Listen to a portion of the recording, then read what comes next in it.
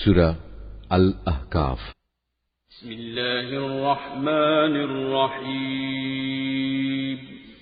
রহমান রহিম আল্লাহ তাআলার নামে। হামিম। আল্লাহ তাআলার কাছ থেকেই এ মহাগ্রন্থ আল কোরআনের অবতরণ, যিনি মহাপরাক্রমশালী ও প্রবল প্রজ্ঞাময়। আকাশমণ্ডলী ও জমিন এবং তাদের উভয়ের মাঝে যা কিছু রয়েছে, এর সব কিছু আমি যথাযথ লক্ষ্য ছাড়া সৃষ্টি করিনি, এবং এগুলো এক সুনির্দিষ্ট সময়ের জন্য পয়দা করেছি। কিন্তু এ মহাসত্যের অস্বীকারী ব্যক্তিরা যে যে জিনিস দিয়ে তাদের সতর্ক করা হয়েছিল তার থেকে মুখ ফিরিয়ে নেয়। হে নবী, তুমি তাদের বলো, তোমরা কখনো কি ভেবে দেখেছ, আর যাদের তোমরা আল্লাহর পরিবর্তে ডাকছ, আমাকে একটু দেখাও তো, তারা এ জমিনের কোন অংশ কি নিজেরা বানিয়েছে, অথবা এই আকাশমণ্ডলী বানানোর কাজে তাদের কি কোনো ভূমিকা আছে? এর আগের কেতাবপত্র কিংবা সে সূত্র ধরে চলে আসা জ্ঞানের অন্য কোন অবশিষ্ট প্রমাণ যদি তোমাদের হাতে মজুদ থাকে, তাহলে তাও এনে আমার কাছে হাজির করো, যদি তোমরা সত্যবাদী হও। তার চাইতে বেশি বিভ্রান্ত আর কে হতে পারে, যে আল্লাহ তাআলাকে বাদ দিয়ে এমন কাউকে ডাকে যে কিয়ামত পর্যন্ত ডাকলেও তার ডাকে সাড়া দিতে পারবে না। তারা তো তাদের ভক্তদের ডাক থেকে সম্পূর্ণ বেখবর। যখন গোটা মানব জাতিকে জড়ো করা হবে, তখন এরা তাদের দুশমনে পরিণত হয়ে যাবে এবং এরা তাদের ইবাদতও সম্পূর্ণ অস্বীকার করবে।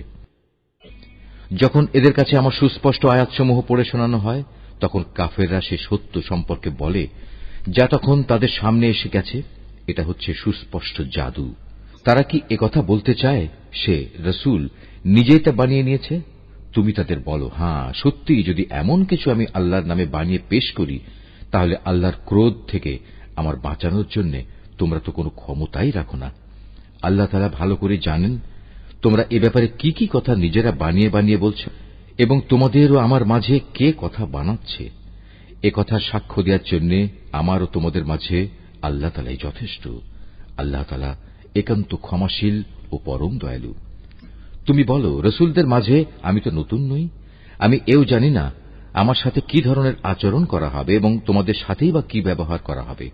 আমি শুধু সেটুকুরই অনুসরণ করি যেটুকু আমার কাছে ওহী করে পাঠানো হয়, আর আমি তোমাদের জন্য সতর্ককারী বই কিছুই নই। তুমি আরো বলো, তোমরা কি কখনো একথা ভেবে দেখেছ, এই মহাগ্রন্থটা যদি আল্লাহর কাছ থেকে নাজিল হয়ে থাকে এবং তোমরা তা অস্বীকার করো, তাহলে এর পরিণাম কি হবে? অথচ এ ধরনের এক ব্যাপারে বনী ইসরায়েলের একজন সাক্ষী সেখানে সাক্ষ্য প্রদান করে তার উপর ঈমান এনেছে। তারপরেও তোমরা অহংকার করলে, জেনে রেখো আল্লাহ তাআলা কখনো সীমা লঙ্ঘনকারীদের সঠিক পথে পরিচালিত করেন না। যারা অস্বীকার করেছে তারা ঈমানদারদের সম্পর্কে বলে, যদি ঈমান আনার মাঝে সত্যিই কোনো কল্যাণ থাকত, তাহলে কতিপয় সাধারণ মানুষ আমাদের আগে এ পথে এগিয়ে আসত না। যেহেতু এরা নিজেরা পথের কোনো দিশা পায়নি, তাই অচিরেই তারা বলতে শুরু করবে, এ তো হচ্ছে একটি পুরনো মিথ্যা অপবাদ। এর আগে মানুষদের পথপ্রদর্শক ও আল্লাহর রহমত হিসেবে মুসার কেতাব তাদের কাছে মজুদ ছিল, আর এ কেতাব তো পূর্ববর্তী কেতাবের সত্যতাও স্বীকার করে। এটা এসেছে আরবি ভাষায়, যেন তা সীমা লঙ্ঘনকারীদের সাবধান করে দিতে এবং ন্যায় পরায়ণ ব্যক্তিদের সুসংবাদ দিতে পারে। যেসব মানুষ একথা বলে আল্লাহ তাআলাই হচ্ছেন আমাদের একমাত্র মালিক, অতঃপর তারা এর উপর অবিচল হয়ে দাঁড়িয়ে থাকে, তাদের জন্য নিঃসন্দেহে কোনো ভয় শঙ্কা নেই এবং তাদের কখনো উদ্বিগ্নও হতে হবে না। তারাই হবে জান্নাতের অধিকারী, সেখানে তারা চিরদিন থাকবে। এ হচ্ছে তাদের সেই কাজের পুরস্কার যা তারা দুনিয়ায় করে এসেছে। আমি মানুষকে আদেশ দিয়েছি সে যেন নিজের পিতামাতার সাথে ভালো ব্যবহার করে, কেননা তার মা তাকে অত্যন্ত কষ্ট করে পেটে ধারণ করেছে এবং অতি কষ্টে তাকে প্রসব করেছে, এবং এভাবে তার গর্ভধারণকালে ও জন্মের পর তাকে দুধ পান করানোর দীর্ঘ 30টি মাস সময়, অতঃপর সে তার পূর্ণ শক্তি অর্জনের বয়স পর্যন্ত পৌঁছয় এবং একদিন সে 40 বছরে এসে উপনীত হয়। তখন সে বলে, হে আমার মালিক, এবার তুমি আমাকে সামর্থ্য দাও। তুমি আমার উপর শুরু থেকে যেসব অনুগ্রহ করে এসেছ এবং আমার পিতামাতার উপর যে অনুগ্রহ তুমি করেছ, আমি যেন এর কৃতজ্ঞতা আদায় করতে পারি। সর্বোপরি আমি যেন এমন সব ভালো কাজ করতে পারি যার ফলে তুমি আমার উপর সন্তুষ্ট হবে। আমার সন্তান সন্ততিদের মাঝেও তুমি সংশোধন এনে দাও। অবশ্যই আমি তোমার দিকে ফিরে আসছি, আমি তো তোমার অনুগত বান্দাদেরই একজন। মূলত এরাই হচ্ছে সেসব মানুষ যারা দুনিয়ায় যেসব ভালো কাজ করে তা আমি যথাযথভাবে গ্রহণ করি, আর তাদের মন্দ কাজগুলো আমি উপেক্ষা করি। এরাই হবে সেদিন জান্নাতবাসীদের অন্তর্ভুক্ত। এদের কাছে প্রদত্ত আল্লাহর ওয়াদা যা সত্য প্রমাণিত হবে। তবে সে ব্যক্তির কথা আলাদা যে ব্যক্তি নিজ পিতা মাতাকে বলে, তোমাদের ধিক, তোমরা উভয়ে কি আমাকে এই বলে প্রতিশ্রুতি দিচ্ছ যে আমাকে কবর থেকে বের করে আনা হবে, অথচ আমার আগে বহু সম্প্রদায় গত হয়ে গেছে যাদের একজনকেও কবর থেকে বের করে আনা হয়নি। এ কথা শুনে পিতা মাতা উভয়েই আল্লাহর সাহায্য প্রার্থনা করে এবং সন্তানকে বলে, ও হে, তোমার দুর্ভোগ হোক, এখনো সময় আছে, আল্লাহ তাআলার উপর ঈমান আনো, আল্লাহর ওয়াদা অবশ্যই সত্য প্রমাণিত হবে। তারপরেও সে হতভাগা বলে, হ্যাঁ, তোমাদের এসব কথা তো অতীতকালের কিছু উপাখ্যান ছাড়া আর কিছুই নয়। এরাই হচ্ছে সেসব লোক যাদের উপর মানুষ ও জিনদের পূর্ববর্তী দলের মতো আল্লাহর শাস্তির বিধান অবধারিত হয়ে গেছে। এরা সবাই তাদের একই দলে সামিল হয়ে যাবে, আর এরা হচ্ছে ভীষণভাবে ক্ষতিগ্রস্ত। এ উভয় দলের প্রত্যেকের জন্যই তাদের নিজ নিজ কর্ম অনুযায়ী মান ও মর্যাদা রয়েছে। এভাবেই আল্লাহ তাআলা তাদের কাজের যথার্থ বিনিময় দেবেন, আর তাদের উপর কোন রকম অবিচার করা হবে না। যেদিন কাফেরদের জাহান্নামের জ্বলন্ত আগুনের সামনে এনে দাঁড় করানো হবে, তখন তাদের বলা হবে, তোমরা তো তোমাদের ভাগের যাবতীয় নিয়ামত দুনিয়াতেই বিনষ্ট করে এসেছ, এবং তোমাদের পার্থিব জীবনে সেসব নিয়ামত দিয়ে প্রচুর পরিমাণ ফায়দাও তোমরা হাসিল করে নিয়েছ। আজ তো তোমাদের জন্য রয়েছে এক চরম অপমানকর আযাব, আর তা হচ্ছে আল্লাহর জমিনে অন্যায়ভাবে ঔদ্ধত্য প্রকাশ করা এবং আল্লাহর সাথে তোমাদের বিদ্রোহমূলক কাজের শাস্তি। হে নবী, এদের তুমি আদ সম্প্রদায়ের এক ভাই হুদ নবীর কাহিনী শোনাও, যে আহকাফ উপত্যকার নিজ সম্প্রদায়ের লোকদের আল্লাহর আযাবের ভয় দেখাচ্ছিল। তার আগে পরেও আরো বহু সতর্ককারী নবী এসেছিল। তাদের মতো সেও বলেছিল, হে মানুষ, তোমরা এক আল্লাহ তাআলা ছাড়া আর কারো বন্দেগী করো না, আমি তোমাদের উপর একটি ভয়াবহ দিনের আযাবের আশঙ্কা করছি। এ কথা শুনে তারা বলল, আমাদের মাবুদদের বন্দেগী থেকে আমাদের ভিন্ন পথে চালিত করার জন্যই কি তুমি আমাদের কাছে এসেছ? যাও, যদি তুমি সত্যবাদী হয়ে থাকো তাহলে সেই আযাব নিয়ে এসো যার প্রতিশ্রুতি তুমি আমাদের দিচ্ছ। সে বলল, সে জ্ঞান তো একান্তভাবে আল্লাহ তাআলারই রয়েছে। আমি তো শুধু সে কথাটুকুই তোমাদের কাছে পৌঁছে দিতে চাই, ঠিক যেটুকু দিয়ে আমাকে পাঠানো হয়েছে। কিন্তু আমি দেখতে পাচ্ছি তোমরা দারুণ অজ্ঞানতার মাঝে নিমজ্জিত একটি গোমরা জাতি। অতঃপর একদিন যখন তারা দেখতে পেল বড় একটি মেঘ খণ্ড তাদের জনপদের দিকে এগিয়ে আসছে, তখন তারা সমস্বরে বলে উঠল, এ তো এক খণ্ড মেঘ মাত্র, সম্ভবত আমাদের উপর তার বৃষ্টি বর্ষণ করবে।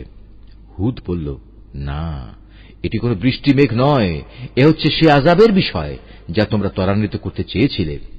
মূলত এ ছিল এক প্রলয়ঙ্কারী ঝড়, যার মাঝে রয়েছে ভয়াবহ আযাব। এ ঝড় আল্লাহর নির্দেশে সব কিছুই ধ্বংস করে দেবে। তারপর তাদের অবস্থা সত্যি এমন হল যে তাদের বসতবাড়ি ছাড়া আর কিছুই দেখা গেল না। আমি এভাবেই অপরাধী জাতিসমূহকে তাদের কৃতকর্মের প্রতিফল দিয়ে থাকি। এই জমিনে প্রতিষ্ঠা লাভের জন্য তাদের যা যা আমি দিয়েছিলাম তা অনেক কিছুই তোমাদের দেইনি।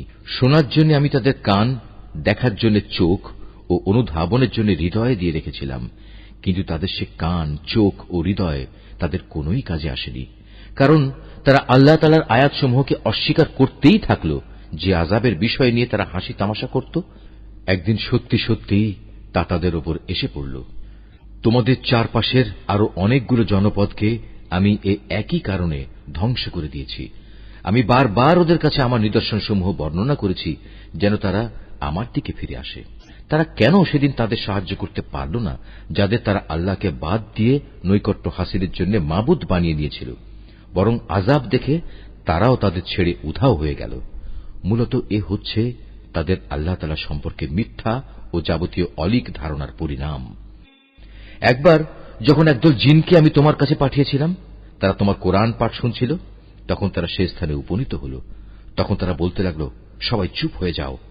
অতঃপর যখন কোরআন পাঠের কাজ শেষ হয়ে গেল, তখন তারা এক একজন নিজের সম্প্রদায়ের কাছে আল্লাহর আযাব থেকে সতর্ককারী হিসেবেই ফিরে গেল। তারা বলল, হে আমাদের জাতি, আজ আমরা এমন এক গ্রন্থ ও তার তেলাওয়াত শুনে এসেছি যা মূসার পরে নাজিল করা হয়েছে। এই গ্রন্থ আগের পাঠানো সব গ্রন্থের সত্যতা স্বীকার করে।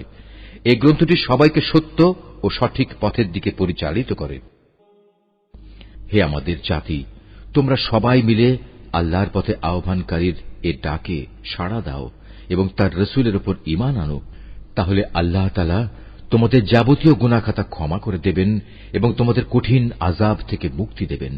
আর তোমাদের মাঝে যদি কেউ আল্লাহর পথের এ আহ্বানকারীর ডাকে সাড়া না দেয়, তবে তার জানা উচিত এই জমিনে আল্লাহকে ব্যর্থ করে দেওয়ার কোন রকম ক্ষমতাই সে রাখে না, বরং এই আচরণের জন্য সে আল্লাহর কাছে তার কোনই সাহায্যকারী পাবে না।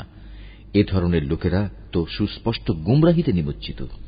এই লোকগুলো কি এটা বুঝতে পারে না যে মহান আল্লাহ তাআলা আসমান সমূহ ও জমিন বানিয়েছেন এবং এ সব কিছু সৃষ্টি যাকে সামান্যতম ক্লান্ত করতে পারেনি? তিনি কি একবার মরে গেলে মানুষকে পুনরায় জীবন দান করতে সম্পূর্ণ সক্ষম নন? হ্যাঁ, অবশ্যই তিনি সব কিছুর উপর ক্ষমতাবান।